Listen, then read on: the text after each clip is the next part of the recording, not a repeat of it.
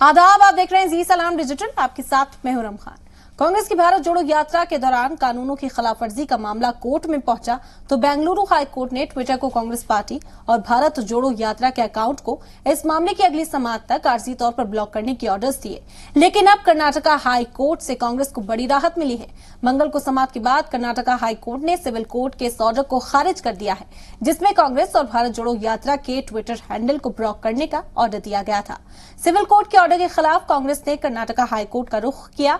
मामले में कांग्रेस की ओर से सीनियर वकील अभिषेक मनु सिंघवी ने अपनी दलील रखी। सिंघवी ने दलील दी है कि 45 सेकंड की क्लिप की वजह से कांग्रेस और भारत जोड़ो यात्रा का पूरा ट्विटर अकाउंट ब्लॉक नहीं किया जाना चाहिए, जिसके बाद कर्नाटका हाई कोर्ट ने ये बड़ी राहत दी है।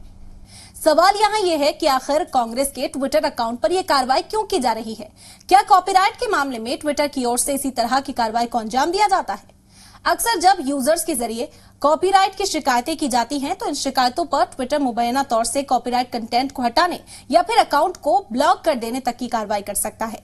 Twitter digital millennium copyright act यानी डीएमसीए के तहत सबमिट की गई कॉपीराइट से मुतालिक शिकायतों का जवाब देता है।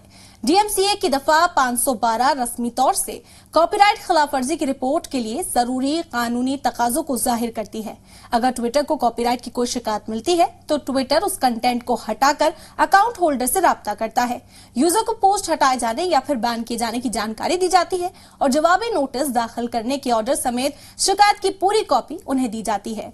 यूजर के जरिए जो पोस्ट किए गए कंटेंट पर अगर बैन लगाया जाता है या फिर कोई कार्रवाई की जाती है तो उसे ट्विटर की ओर से मार्क भी कर दिया जाता है, ताकि बाकी जो यूजर्स हैं उन्हें भी ये जानकारी वाज़ेह हो सके।